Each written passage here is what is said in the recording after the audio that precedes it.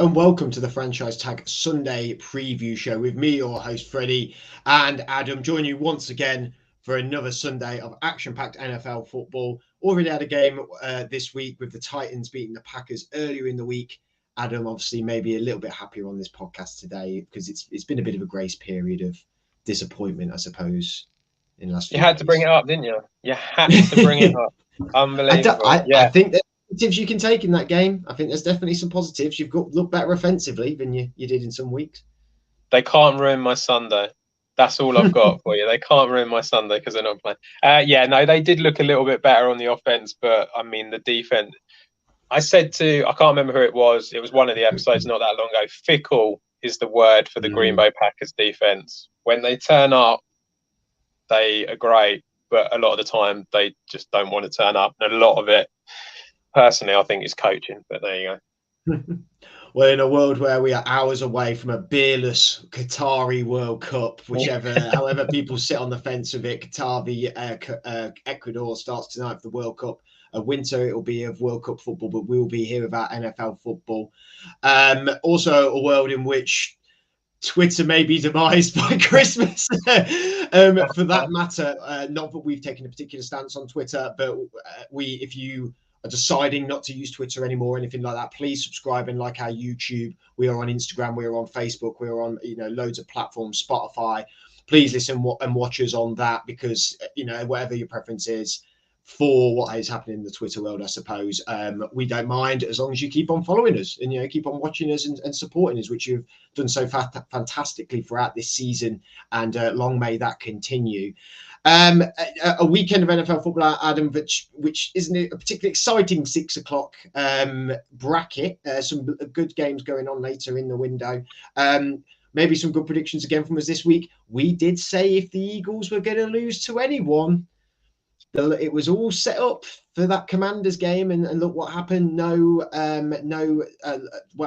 undefeated teams now left in the NFL. It's all to play for still, I suppose, even though there's definitely a clear bracket of who is good and who is not in the NFL at the minute. But let's start off with our 6 o'clock games on the Sunday. We've got Chicago Bears going to the Atlanta Falcons. Bears 3-7, Falcons 4-6. Again, two teams who we may have said a couple of weeks ago, not a nail biter, but a lot of people are on this Justin Fields train, Adam, and I don't think I'm going to get off it either because the Bears have nothing to lose at the minute and they're really letting Fields fly. The Falcons have been a really interesting team the last few weeks. They really seem to have their offense coming together. Cordell Patterson, I think, is back for them this weekend. Where do you see this going?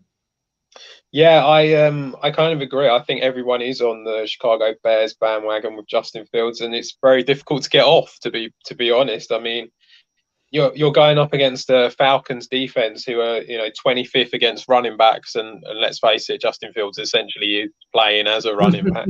But not only that, they're 32nd against wide receivers when it comes in the past 6 weeks when it comes to giving up touchdowns. So I mean, the Falcons defense is there for the taking.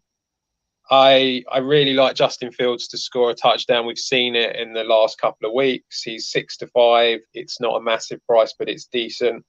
The other one that I like is David Montgomery. Khalil Herbert has just gone on the IR. So, like I said, the 25th against running backs. He's also 6-5. If you want someone at a slightly bigger price, Cole Kmet at 12-5 is a good price for an anytime touchdown. He scored 4 touchdowns in the last 2 weeks. He's just. There seems to be a bit of a repertoire between him and Justin Fields now. And they're doing well. The Bears are looking good. They're not necessarily winning games because the Bears defense isn't amazing, but they're good for fantasy. They're good for betting. I think it's going to be a decent, relatively high points. I mean, the over under is 48.5. I wouldn't necessarily be backing that, but I think you're going to get a decent amount of points in there. And so you've got some good players that are worth having a look at. On the Falcons side, it's really difficult to back any of them other than Cordell Patterson. He's the only one that you can feel really happy with, and he's 10-11, so it's not great odds. Drake London, Kyle Pitts, they dip in and out so much because of the way that Mariota plays. I know Andrew loves a QB sneak. Mariota is always one that's worth a QB sneak, but I don't think I'll be going for him. I think, like I say, to be honest, all the Bears players, I mean, you've got Darnell Mooney, Chase Claypool, that they're all going to be potential touchdown scorers in this one. And I think the Bears have probably come out winning it. I have to agree. I think the Bears are looking a little bit more. I just think the X factor of the quarterback in Justin Fields can just take them over the line here. He's that player that will get them that touchdown if needs be.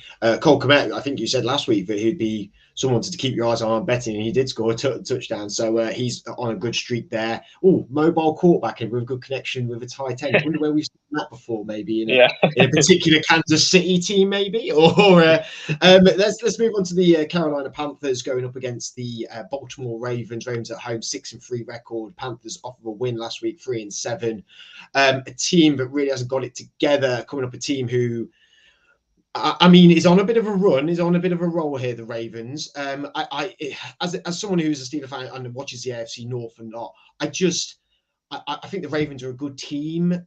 I don't see consistency with them. There's just not consistency, I don't think, with them. And the Panthers are one of these teams that they can just have weeks at the minute. Do you think Baker's the key to Carolina coming, maybe beating the Ravens? I'm amazed you managed to say that with as straight a face as you did. No, I don't think so. This is a mental line. They're giving the Carolina +13 in this game, but the over/under is 41, which essentially means that they're expecting the Panthers to get about 14 points. That's about as good as it's going to get for them. The only one that you can kind of hang your hat on a little bit is Devonta Foreman. I think Foreman has shown as the lead running back that he's got a good chance of scoring. He's 2-1, but he is going up against a very strong Ravens run defense. So it's not one that I'm going to be going on, but that is an option that you could go for. When it comes to the Ravens, who I think will win this, I think they'll win it pretty easily. I don't think they'll win it by over 13, but I think they'll win it pretty easily. When it comes to them, it's really difficult to sort of back anyone at the moment because there's a lot of injury problems with the Ravens on their offensive weapons. We don't know for certain if Mark Andrews is going to be back. If he's not, Isaiah Likely, get on Isaiah Likely. He's 7-4. He's a really good price. You could take that gamble now, and because it does seem very 50-50 whether Andrews is going to play or not. So that's definitely one to go for. You don't know if Gus Edwards is going to be back. They're saying that he's okay and that he should be fit, but you don't know how much of the ball he's going to get with him and Kenyon Drake. So I'd probably avoid that. The only other one who I think is a certainty, and the only reason that I'm saying it is because the Panthers are ranked pretty lowly against wide receiver touchdown, is Devin Duvernay. He basically is their wide receiver one now, and especially if you haven't got Mark Andrews out there, he is kind of like the speedster who maybe they can do a chunk play over the top. He's only 13-10. There's not a lot here, to be brutally honest. I think, like I said, I think the Ravens will win it, though. I think the Ravens are going to win that as well. But you're right; it's hard to put your money where your mouth is with any which player on this team because the ball just gets moved around so much. And Lamar's obviously great at running, but if Gus Edwards plays, Kenyon plays, who's the lead back there? It could be anyone on the line of scrimmage for if they have a first and goal at the 3-yard line, they're going to rush it over, aren't they? But who's it? And Mark Andrews is only really the one that feel definite about it. It's been, seems like 50-50 this morning, what's been reported on Twitter. But I can see the Ravens winning this. I just don't trust the Panthers at this moment. The Cleveland Browns are playing the Buffalo Bills in Detroit, which, so if anything is true on Twitter these days, the Bills have come in their thousands. They have pretty much completely sold out their ticket allocation. I think it's going to feel like a Bills home game compared to the Browns. And I mean, the Bills are on a rocky moment. Could the Browns maybe take advantage here? No. Yeah, I think the Bills, yeah, they've been struggling a bit the last couple of weeks, a couple of losses, which were a bit of a surprise. I think probably more the first one against the Jets was a bit of a surprise more than the Vikings game. But no, I think because they're not under 6 feet of snow, I think there's a strong chance that the Bills will probably win this. I think this is kind of a bit of a redemption game for them. They're going to go out, and I actually think they could really beat the Cleveland Browns up quite badly here. The Browns' defense is not great. They have struggled all season, which has been a bit of a surprise, to be honest. I think a lot of people thought they would be better than what they have been. They're currently 30th against rushing touchdowns. So Devin Singletary at 6-5, I think, is a good shout. The one that I do like is Josh Allen himself at 13-8. I think that's it's a slightly bigger price. You've seen that he's kind of rushing the ball a little bit more. I think that because of that, there'll be a few more QB runs. So yeah, 13-8 for him. I like, obviously, Stephon Diggs, Gabe Davis. You can look at these guys, but they're all really short odds. There's just not a lot out there when it comes to decent prices. When it comes to the Browns, Chubb, it's the same thing over and over again. It's just Nick Chubb, and the rest are not really that great. Amari Cooper, you look at his home game to away game splits. Away from home, he's awful. He just doesn't get in really bad. Doesn't get in the red zone. Don't know why. Just doesn't seem to happen for him. So he'll probably score now. I've said it. Yeah. Watch him go for 122 touchdowns now today. and then obviously the other one at the moment is Donovan Peoples-Jones, who actually had a decent game last week, but again, he doesn't get in the red zone. It's just not something that he does. He's a big price. He's 7-2 for a touchdown, but I just can't see it. And I think the Bills are going to want to put this right. So yeah, I mean, the main bet I think is Allen at 13-8 on this one for any time. But yeah, I think the Bills will win. They're -7.5 is what the bookies have got them at. Don't know if they'll win. I think they will probably get past that, to be honest. I think this could be a real get right game for them. Yeah, I think the Bills at the minute need a statement win to get this sort of thing off their shoulder, get the albatross around their neck about the doubters out there about them. And especially when it might not matter to Josh Allen, but I thought he was having an MVP season personally. And with these 2 win losses, does that notch his legacy of this year? I don't know how much he cares about that sort of stuff. Obviously, he was rumored to have a knock last week, and he did play in the end. They need a statement win at this point in the season going into week 11, and this is the game for them to make that statement win, I think, after what's been a difficult couple of weeks. I think what you got to remember is that the Jets defense is a good defense, and to be honest, the Vikings defense is underrated as well. They're not a bad defense. You've got the Browns this week who are bad. They've got the Lions the week after. I think it's just a matter of the Bills sort of like getting back to it and going more attacking than what they have done in the last couple of weeks. So the Bills have got the Lions next week in Detroit. So they've flown to Detroit and now just staying in Detroit. I assume so. I mean, I would back Bills to put up a lot of points against Detroit anyway, but whatever they were going to put up, I'd probably put up double now because they're going to be comfortable. They're going to be been in the same training field. They've not just travelled over. Like, they were going to win that game regardless, but now they might win it by a double. Yeah. It's the first Thanksgiving Day game, so. Oh, of course it is. Oh, that'd be good. Obviously, Thanksgiving coming next week with games starting quite early in the day. I believe the first kickoff's 5, but we'll check that at the end of the show. Plug the Thanksgiving games because that's always good on a Thursday. Not a nail biter in Houston. Washington Commanders coming up against the Houston Texans.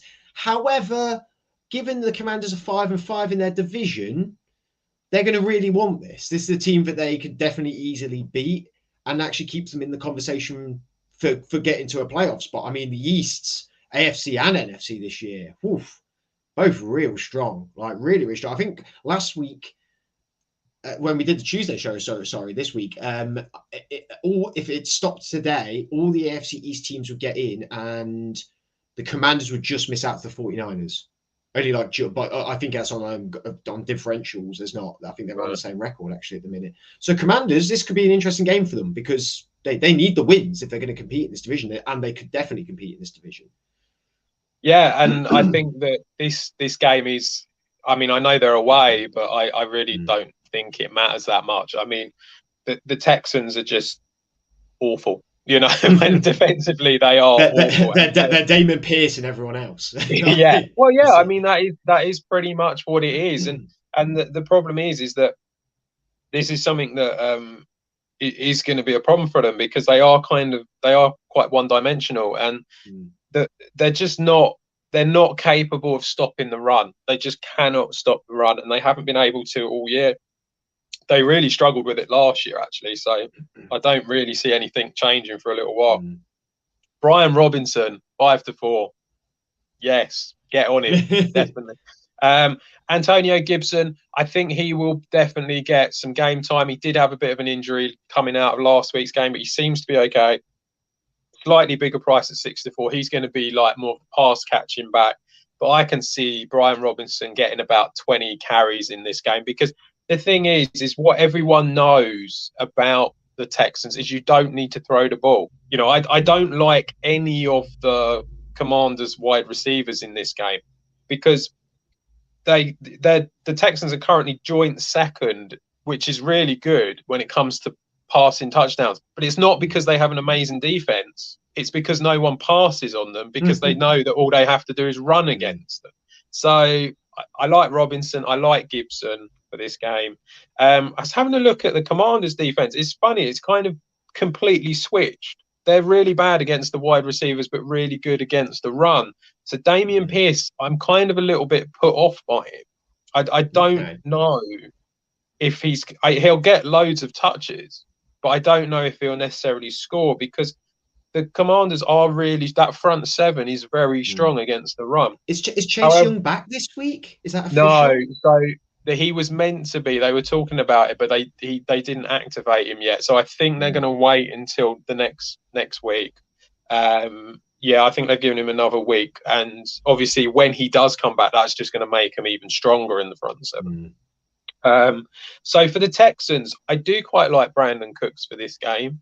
I think they're going to be behind. They're going to have to pass the ball. So I like Brandon Cooks to maybe get a chunk play over the top, but I don't think it'll be many receptions for him. But at 2-1, I think he's a decent price for that. And then the only other one really is Nico Collins at 9-4, but I prefer Cooks. I can't see the Commanders losing it, to be honest. I think the Texans are just on a full-on tank mode and just get the number one pick, get a quarterback. I think that's kind of what they're looking at.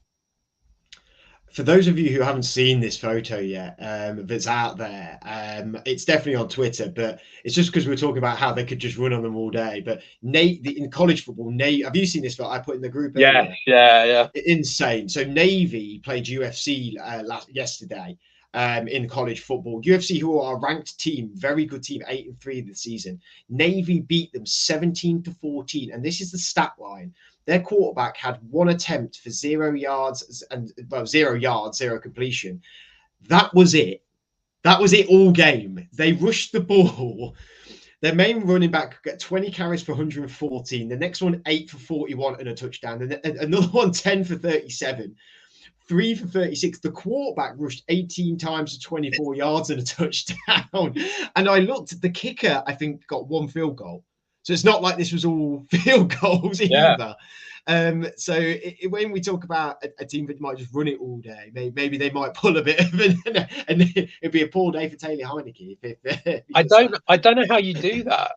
Like, I don't know how you do that and win. Like how? Yeah.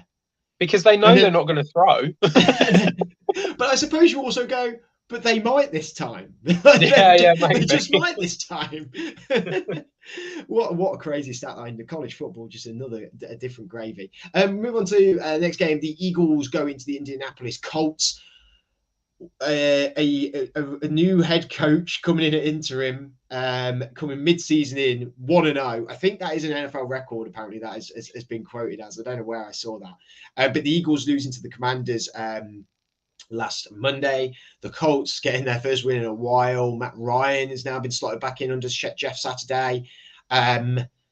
Is this going to be the Colts revitalizing a little bit, or is this just the Eagles had a bump in the road, carrying on, going to be doing what, especially with the signing of Ndamukong Suh and the other D lineman who they signed? I can't remember his name now. I mean, they just reinforced themselves. I can't remember his name either, but he's good. I remember that. I do think it's a bump in the road. I do. I think the Eagles will come out of this with a win, but I think it's going to be very tight. I don't think this is going to be a massive win. I think they're going to struggle to get this win, but I do think they'll get it.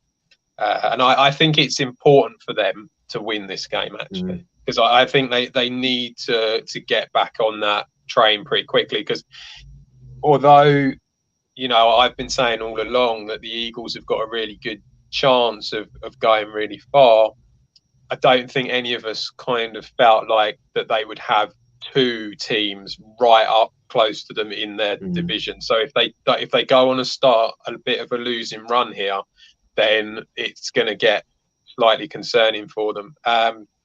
Obviously, Dallas Goedert is out. He's on IR. That's a huge loss for Jalen Hurts, massive. So I think that's going to be a real problem. I'm not sure about AJ Brown. I think he's injured and he's not playing 100%, and there's something not quite right there. I think he's just trying to sort of like gut it out a little bit, but he's a little bit of a concern. Devonta Smith, I know he had an injury as well, but he practiced. He seems to be okay. He's 13-8, so I quite like Devonta Smith in this game. And then if you want one at a big price, because Dallas Goedert is out, Jack Stoll at 4-1. He's the replacement tight end. You have to feel that he's going to see quite a bit of action in this game. So at 4-1, I think he's a decent one. But the thing that is starting to become apparent with the Eagles, and I think this is probably why they brought in the defensive replacements a little bit, they are starting to struggle a little bit against the running backs. You saw against Washington that Robinson and Gibson could run on them relatively okay. You got Jonathan Taylor, who last week looked pretty decent. He pulled off a pretty long running touchdown. So he's 8-11. He's really short. So I wouldn't necessarily be encouraging it because of that. But I think Jonathan Taylor's got a good chance. The only other guy that I really like the look of, and I don't really like the look of him, to be honest, but for whatever reason, he seems to be the guy that Matt Ryan is passing it to when Matt Ryan plays, and that's Paris Campbell. He's 4-1 to score a touchdown. He's had 7 receptions each game of the last 3 games that Matt Ryan has played. If he's throwing him the ball, there's a chance he scores. So at 4-1, he's a decent price. There's a couple of bigger prices in this one, but I think it'll be very tight. I quite like the +6.5 for the Colts, actually, at 10-11. I think I could see this being like a 3-4 point game. So I think that's not a bad one to have. But yeah, I think the Eagles will just get over the line. I think in my mind, I think this could be like a 17-10 game. I think this could be really low scoring because I don't think the Colts defense is that bad. No. And we talked about this on the Tuesday show. The Steelers, the Cardinals, they all went on unbeaten runs and they all fell off a cliff at around the same time. I hope that isn't what happens to the Eagles, because I think they've played some really good looking football this year and they really do deserve to have a bit of a run because they have looked so exceptional. They've looked better. I think they've looked better than the Cardinals. We said this on Tuesday's show as well. They've looked better than the Cardinals and the Steelers did on their runs, for sure. Like they're a way better team. But this is the point where things can happen. And it's like I said, with also the division being what it is as well, the Eagles cannot slip. because the Cowboys are breathing down their necks, the Giants are breathing down their necks, the Commanders, so to speak, are breathing down their necks as well, I suppose. So that they've really got to go and find a win here. Wouldn't fancy Jalen Hurts for a touchdown, anytime touchdown? The only thing that puts me off of Jalen Hurts is the price. His odds on, it's very short. You've seen over the last few weeks that he tried to they're trying to bring the passing game into it a little bit more, because I think most teams are expecting that rushing touchdown from him. That sort of like beginning of the season when he was basically rushing in touchdowns for fun. I think that part of, I'm not saying it's over, but I think that you're not going to get that as often as what you were. So that's what's concerning. And obviously the Colts are just a good defense. That's the other thing. So you're going up against a big bodied defensive line who haven't been amazing, will give up touchdowns to the running back and to the quarterback. But at the same time, like you say, it's going to be tight, I think, this game. And I don't think it's going to be particularly high scoring. So I think that puts you off a little bit. Mouth-watering game in the AFC East. The New York Jets going to New England Patriots. Jets 6-3, Patriots 5-4. This could be a really slobber knocker contest. This is like the battle of the defenses. Belichick's defense, which is pretty good against Mo Salah. Not Mo Salah. Mo Salah is definitely not the coach for the Jets. It is Robert Salah. Very different people. Against Robert Salah's defense. Might be low scoring, but this could be a really interesting game. This is one of the games where I as you know, I love defense. So this is a game that I would really enjoy. Yeah, this is going to be a game for the people who love. Yeah, the purist. I think this is going to be a real hard-fought defensive battle where I don't think there's going to be a lot of points going on this game at all. I'm not quite sure what the over/under is. It's 38. So it's not a lot of points. Both defenses are great. I mean, the Jets are really good against the part. They don't give up passing touchdowns that often. They're not as good against the run, so there is a little bit of a weakness there, but they are still pretty decent. The Patriots are actually number one against the running back when it comes to giving up touchdowns. That's going to be really difficult for the Jets because obviously the Jets' main attack is through the run game, so that is going to be a real issue for them. I do like Ramondre Stevenson in this game. I think he's 6'5". He's a bit shorter, but I think he's very good. He's the number one running back at that team now. He's definitely got the job. I can see him scoring, and to be honest, I could see that being the only touchdown in the whole game as well. But I think that Stevenson is definitely worth having a look at. One guy who I did see, and this is just purely, he scored against the Jets in the first game they played this season. Jacoby Myers at 15-8. I think he's kind of like considered the wide receiver one on that team. It's a bit of a long shot because, like I said, I don't think there's going to be a lot in this game. But I think Myers is definitely one that you could maybe have a look at 15-8. And then on the Jets side, you've got Garrett Wilson, who's showing how good he is. But the problem is you're relying on Zach Wilson. Yeah. And this is the issue. And it's like he's 13-5. And I just feel like if Garrett Wilson was playing for a team where the quarterback was semi-competent, I just feel like he would be a much shorter price. And so I like Garrett Wilson. I every time I write Garrett Wilson down, and then I just remember, oh yeah, but he's got Zach Wilson, isn't he? That's the problem. It's like it's the same with I think for Tyler Conklin. Yes, well, I've got him down. Yeah, it would be him down, but like could maybe not get anything because of Zach Wilson. Yeah. And this is the problem, especially with Conklin. You just don't know what he's going to get. He could, I mean, one week he had 10 targets. The next week he barely had any. You know, this because you're dealing with the unpredictability of Zach Wilson and whether he's going to turn up or not. And so it's really difficult with the Jets. So, you know, these guys are out there. They are capable of getting touchdowns and they're at decent prices. But you're going up against one of the best defenses and you've got Zach Wilson as your quarterback. So there's a reason that these prices are bigger. The only one really I like is Ramondre Stevenson, to be honest. And I think the Patriots will nick it. I just I just think at home I think that will make a big difference in this game because of it being a tighter game, a defensive game. I think the home crowd will help. So I'm going to go Patriots on it. I think I'd go Patriots as well, just because of our experience, I think. But Yeah. then I also think naivety is also good in these games. And there might be some naivety from the oh, sorry, my battery's decided it wants to maybe go. So we'll plug that in.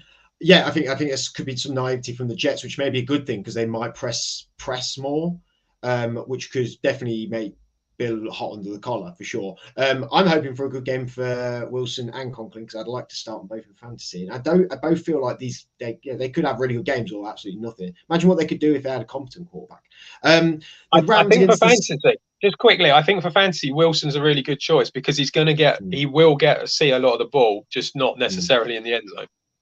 Yeah. The LA Rams going to the New Orleans Saints. For me, there's one other game, but I think will be a dull game of the weekend. But this is one of them. I don't see much going on here, especially now that Cooper Kupp's out for 4 to 8 weeks on IR. Yeah, so the over-under's 39. That's how bad they're planning. They think this game's going to be. It's shocking, really, that they've got this over-under 39, and that it's the LA Rams who won the Super Bowl, and also the Saints, who are quite well known as an attacking team, sort of thing. So it's really surprising that it's this bad. On the Rams side, like you say, Cooper Kupp isn't there anymore. I think Tyler Higbee is going to be targeted so much by Matthew Stafford. It's difficult. You've got Allen Robinson there, but he hasn't really shown it since he's been there. And I don't know if it's just because Cooper Kupp is taking all the targets, but it just hasn't really happened for Allen Robinson. I think that he might be able to get something here. He might be able to score a touchdown, but I wouldn't be backing him. I like Higbee at 5-2. I think it's a decent price for a tight end who's going to see a lot of targets. So I like Higbee for that. Ben Skoranek is the one who you kind of feel like is going to come in and get more action than he was anyway, but like he's going to get more now. He feels like the Hunter Renfrow of Raiders last year. Yeah, he does targeted loads. Yeah, no 40-yard catches, but no 4, no, 6, 3. He just moves the chains a bit. So people like Skoranek and probably Higbee as well, to be honest. You're going to need the Rams to be like 20 yards from the end zone. They're going to have to be there in order for them to score, sort of thing. But I think they can move the ball a little bit. The run game is just I can't trust anyone in that run game. There's just not a lot there to really go for. On the Saints side of it, I think Kamara at even money I think is a decent bet. He's always one who can score. Olave is 15-8. This guy is getting so many targets, but he cannot get a touchdown. He has to get one. Jalen Ramsey this weekend. Yeah, well, this is the thing, but he has to get one soon. He has to. So 15-8, I think he's worth a shot. And then one which is, I mean, it's ridiculous. You look at the stats and you sort of think, well, obviously this guy, you've got to go with him, but he scares the hell out of me because when you actually see how he's got these touchdowns, I mean, they've been in garbage time. One of them was because one of the defenders just completely missed him and he ended up running down the sideline. Jawan Johnson at 15-4. He's currently, for fantasy, the number 8 tight end on the season. He scored 4 touchdowns in the last 4 games. And at 15-4, he's not going to be the guy who's marked out of this game because Olave probably will.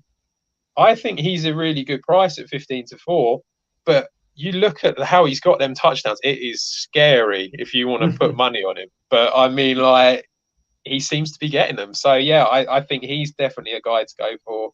I think the Saints win. Reward. Yeah, basically. I think the Saints win it, and the Rams are just bad. I think the Saints will win because they've got more diverse offense. I mean, they've got more diverse offensive players that can really do something. A game that you could have said a blowout a couple of weeks ago, but I really don't think it will be. And that's the Detroit Lions going up against the New York Giants. Lions 3-6, Giants 7-2. The Lions are finding their groove, man. Amon-Ra St. Brown is looking great. DeAndre Swift is playing at a good level, but they're coming up against a defense who is, they're on fire at the minute, this defense. And they've got a lot of, I wouldn't say their offense is great. I just think they've got a lot of confidence in their offense at the minute. Yeah, I think, I don't think this will be a blowout, but I don't think the Lions are going to put up much of a fight. There seems to be there's a really big split between home and away when it comes to Jared Goff. When he's at home and he's got the fans on his side and he's indoors, that's huge for him. So that's a really big thing for him at home. And they put up points at home. You've seen it all year. When they're away, they struggle a lot more to do that. Having said that, I do like Amon-Ra St. Brown in this one. He's 13-10, but he is pretty much all I do like in this one for them. You've got this Giants defense that are not the best, but they're playing pretty well. They look pretty strong. They have done all year. I think Swift and Williams, I think it's going to be really tough for them to get that run game going. So I think that's a really big potential issue for them. The Lions defense is atrocious. It just doesn't exist. And that's a huge problem. And against the run, they're even worse. It makes a sieve look like a breakfast bowl. It's really not good. And so Saquon Barkley, you have to go. Like, I mean, he's 8-13, so he's really short. But Saquon Barkley, you have to think that he'll get a touchdown in there. And then finally, the one that I do like the look of, and it's because really there's no one else, and the Lions are just quite easy to score on, unless you're the Packers, of course. But the Lions are quite easy to score on. Darius Slayton, who, you know, I mean, we saw him, didn't we, in London? He looked decent, and I think that was the spark to the rest of the season this year. That was definitely the game. But when I can be be competent and produce for this team. I think they were desperate for it to be Wan'Dale Robinson because he was the draft pick, and Darius Slayton was out in the cold. It's like he was going, and he's come in because they haven't got anyone else, and has shown how good he is, and he looks really good. I really like Darius Slayton in this matchup because you're going up against the Lions. And I think Daniel Jones could have a half-decent game as well because he's going up against the Lions. So, yeah, 21-10 for Slayton. I think the Giants will win it. It's not going to be a massively high-scoring game, but I think they'll do it relatively easily. And Slayton will be definitely looking over his shoulder and wanting to produce in these games because it is. A tweet came through earlier, just as we got on here, and I was doing the intro, that OBJ, the talks are being led by the Dallas Cowboys and the New York Giants. They're both. I mean, the Cowboys have been going on about it for weeks. It feels like I've been really baiting him to go, and if I was going to put money on it, he would go the Cowboys, I think. But apparently he's in talk with the Giants as well. So Slayton might be looking over his shoulder thinking, well, if OBJ turns up into town, I might be not seeing as many targets, and when he thoroughly deserves it anyway. This is my stinker of the weekend, and we're going to the 9 o'clock games, and it's the Las Vegas Raiders against the Denver Broncos. I think this has got dull written. Well, maybe not even dull. It might even be like high scoring, but I don't know. I don't trust anyone in this game. Apart from Josh Jacobs. I think maybe not even Josh Jacobs because they've got a good D-line Broncos. So this Broncos defense is great. I mean, they are a really, really good defense. And unfortunately, you can't see the benefit of it because of how bad the offense is. So they are a really, really good defense. One stat that I saw, apparently when the Broncos have been at home, they've had 51 possessions of the ball and they've only scored 3 touchdowns from it. Man. So that's what you're dealing with here on the offense. Jerry Judy's out because he got injured last week, so he's not around. You have to feel Courtland Sutton is going to be highly targeted. He's 7-4 for a touchdown. I think there's a chance that you can do that. And also the Raiders defense, they're 30th when it comes to giving up rushing touchdowns. So Courtland Sutton, I think, is worth a look at. Greg Dulcich, I think he's one of these players. He seems to, because he's a tight end, he's sort of in and out a little bit. He's not necessarily going to be amazing, but 21-10.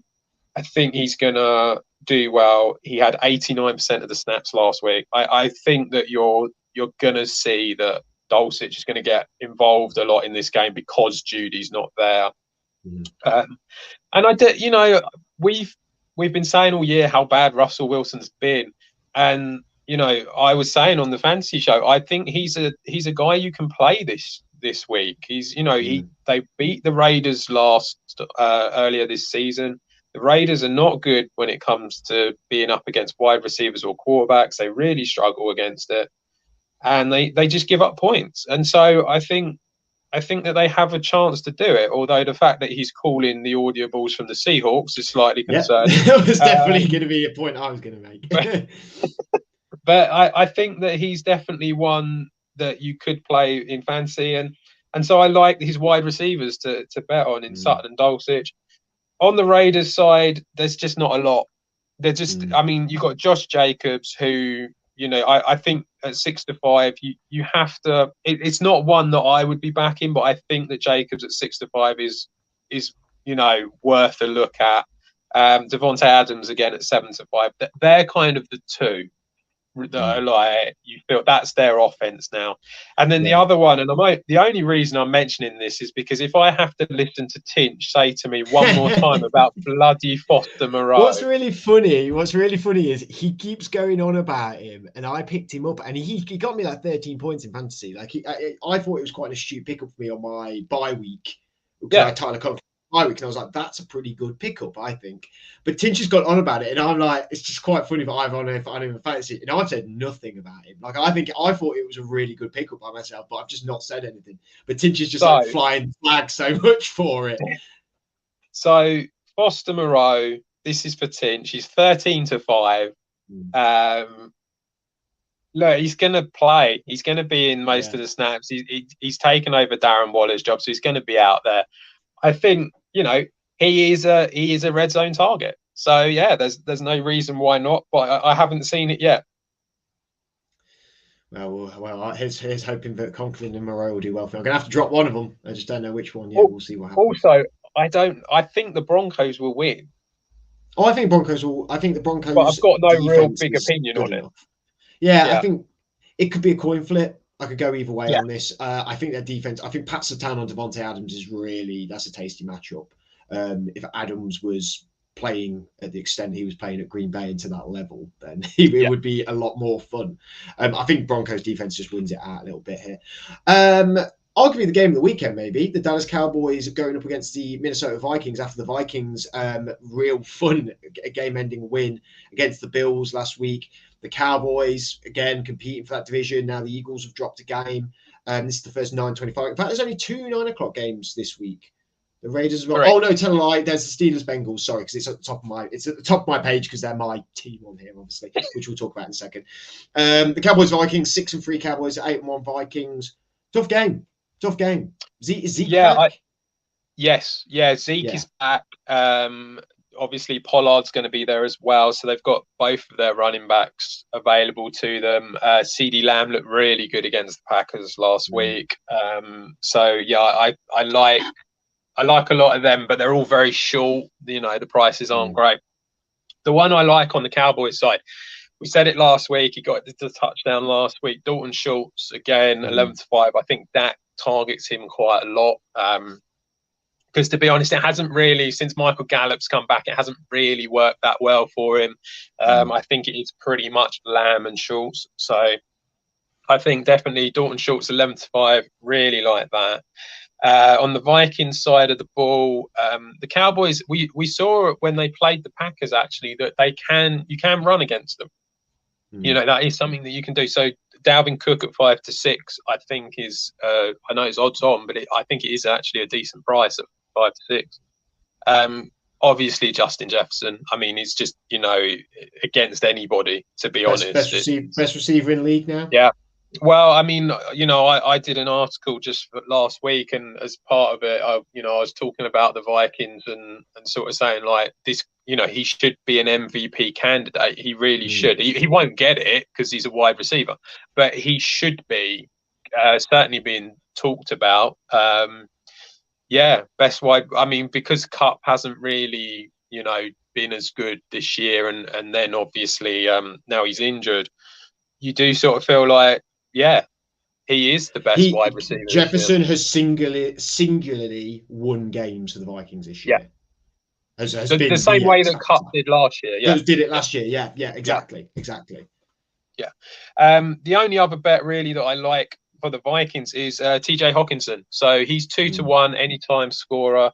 He's had 19 targets in the last 2 weeks. So they're using him. Maybe something that Detroit should have done a bit more. But yeah, so they're using him. I think he's got a good chance of getting in at 2-1.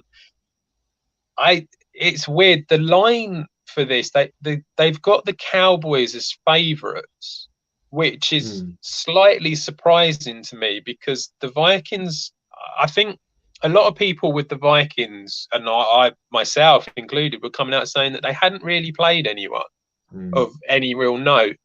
And then they played the Bills, and they went to the Bills and won. And you just sort of think, if you can beat the Bills, I think the Cowboys, they're all right, but I quite like the Vikings for it. The only argument I have with that is, before they played the Bills, it was like, yes, they haven't beaten anyone, and they've only just beaten the anyones. There's not a wide point spread in any of their games. It is it's within 7 every game for them. It feels like, I think they've had one game that was 7 or more points differential, and I think they lost that game, but I can't remember who it was to now.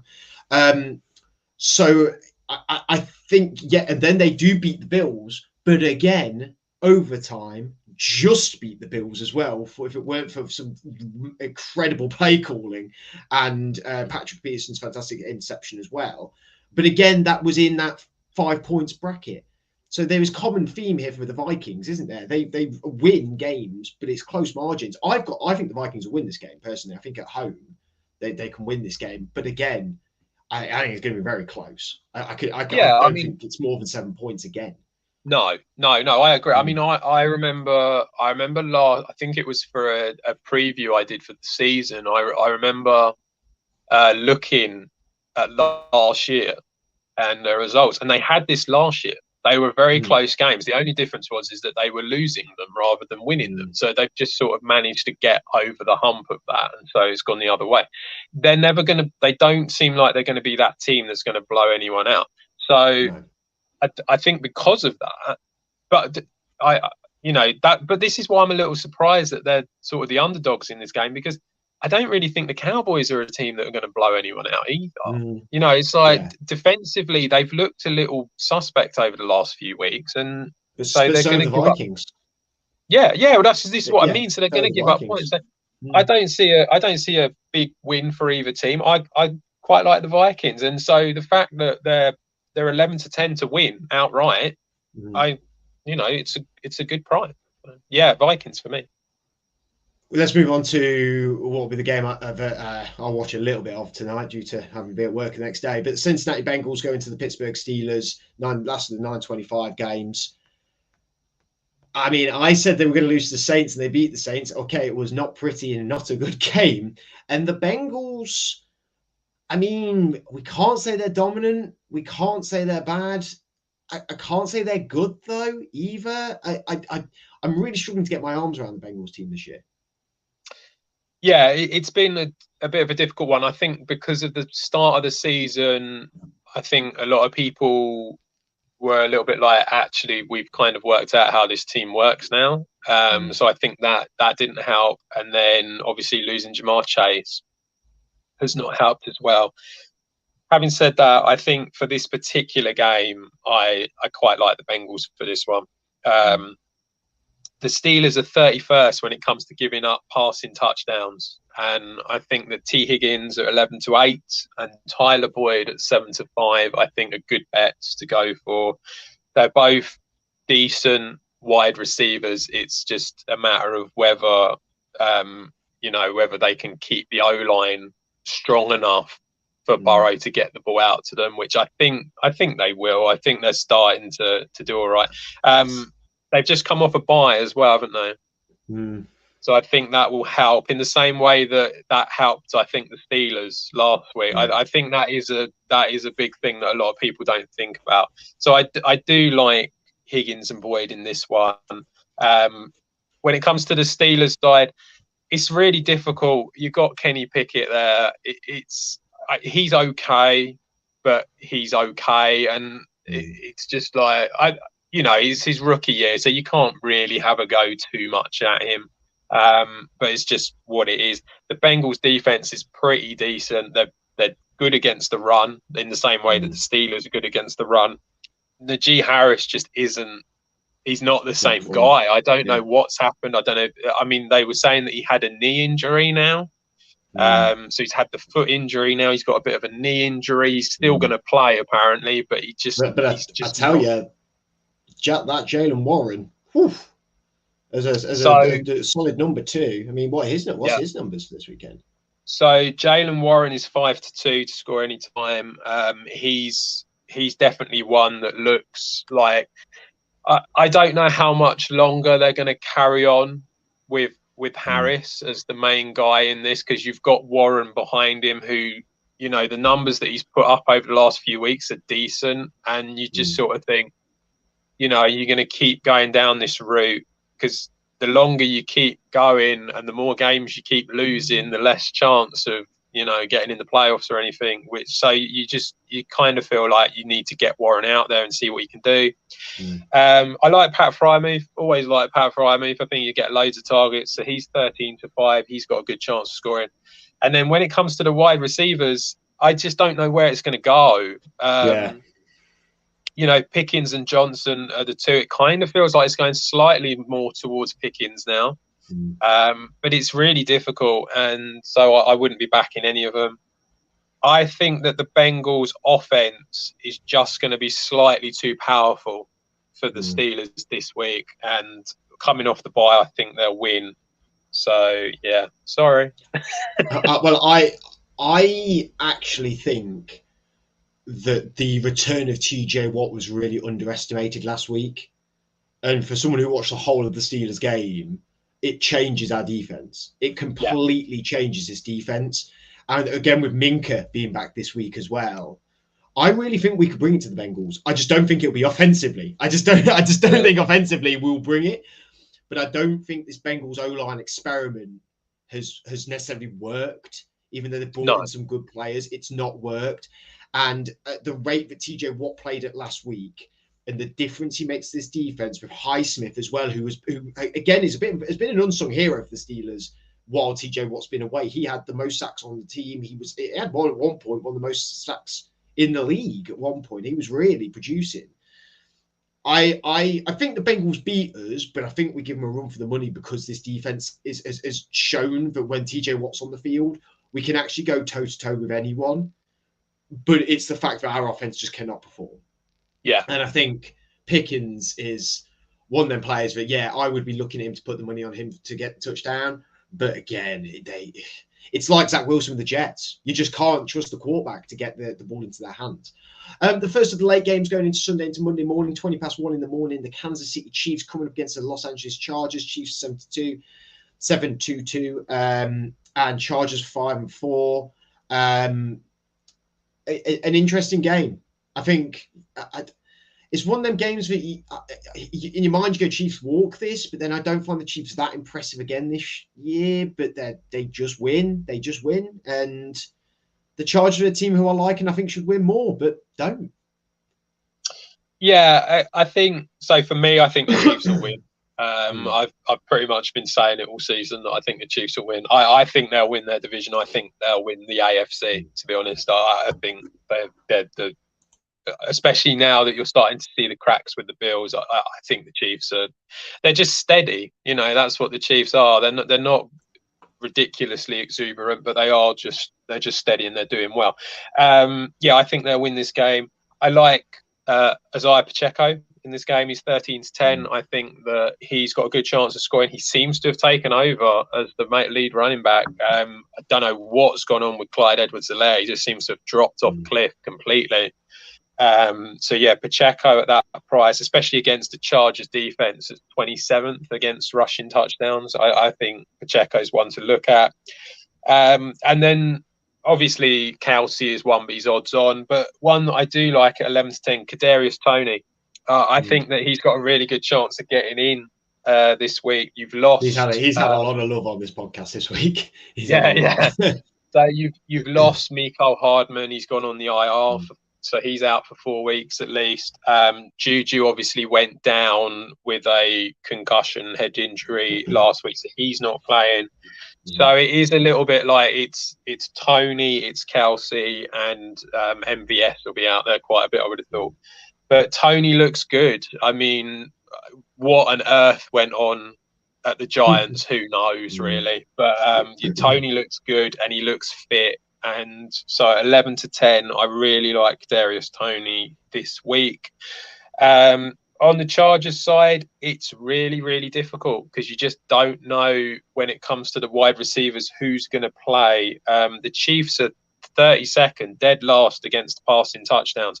It's not because the defense is bad. It's just because the offense scores so many points that the opposition have to pass the ball to catch up. So Allen and Williams are both 13 to 8. I don't know if they're going to play. I don't think Williams will play. But Keenan Allen, I mean, we've been saying it all year. Will he play? Won't he play? He's got a niggling hamstring injury, and I don't know if he'll play or not. Josh Palmer. So, Josh Palmer at 7 to 4 is a good bet if they're not playing.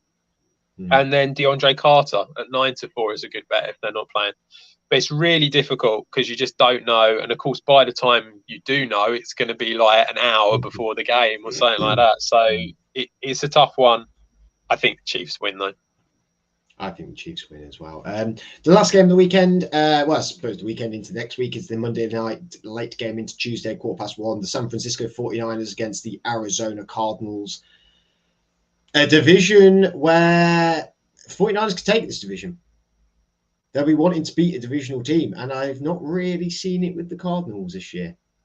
No, so the 49ers are favourites to win the division. You saw with Seattle last week that they struggled a bit against the Bucks, and obviously they're on bye this week. So, I can see the 49ers taking this division. I really like George Kittle for this one. The Cardinals are awful against the tight ends. They are appalling. So George Kittle at 15 to 8 is definitely worth having a look at. The Cardinals are also 27th when it comes against passing touchdowns, so they're level with the Chargers. So they really struggle against the wide receivers. Brandon Ayuk is 15 to 8. He's been averaging about 8 targets a game in the last few weeks. So I think Ayuk is a decent price. And obviously, like Christian McCaffrey, he's odds on. He's 4 to 5, but he's definitely one to look at. On the Cardinals side of the ball, I think Rondale Moore actually needs some love for a change. He's not getting loads. He's 4 to 1 to score anytime. I think he's going to see a lot of the ball. They don't know if Hopkins is going to play. I think he's got a hamstring injury. So we're not 100% sure, but obviously you won't know until right before the game. Hopkins is 2 to 1, which is very big for DeAndre Hopkins, but it's because of the injury and also because they're up against a really strong 49ers defense. So, I think Rondale Moore at 4 to 1 is a good shout. But, I mean, James Conner scares the hell out of me because of the 49ers defense. I wouldn't be really looking at anything else. I think the 49ers... No Benjamin anymore either to sort of. No, Benjamin's gone. So it's going to be all James Conner, which makes you think, he's going to get lots of the ball. But going up against the 49ers defense, I just don't think it's the smart move to go for him. I think the 49ers will win this one, and the Cardinals. It doesn't matter if they're home, away, or in Mexico, wherever they are. I just think they struggle, and I don't see them doing much, especially if Hopkins is out, and we still don't know if Murray's playing or not. So 49ers for me. 49ers for me as well. I think I'm enjoying the 49ers. I very boldly said I think they might get to the NFC Championship earlier a couple of weeks ago, so I'm going to back that still. Make sure you check out all of Adam's early bets and late bets on his personal Twitter channel and on the Franchise Tags Twitter channel as well. They're all for you to help out. Obviously, gamble responsibly. These are all only tips and hints. If you lose a load of money, that is all on you. If you win a load of money, maybe just think about your friends who helped you there. You know, everyone's in need. We all need to pay electric these days and gas and everything like that. Until then, Adam, thank you very much. Appreciate it today. Thank you guys for watching. Enjoy your NFL Sunday. Enjoy the start of the World Cup as well. Like I said, whatever you decide, you fall on the Twitter thing. We're going to still be on there. We don't really have a discussion about it, I suppose, but follow us also on YouTube and subscribe and like there. Instagram as well. Facebook, we're on everything. Spotify as well. Make sure you check us out if you don't want to use Twitter. Completely understand. Until then, enjoy your NFL Sunday, and we'll see you all again next week.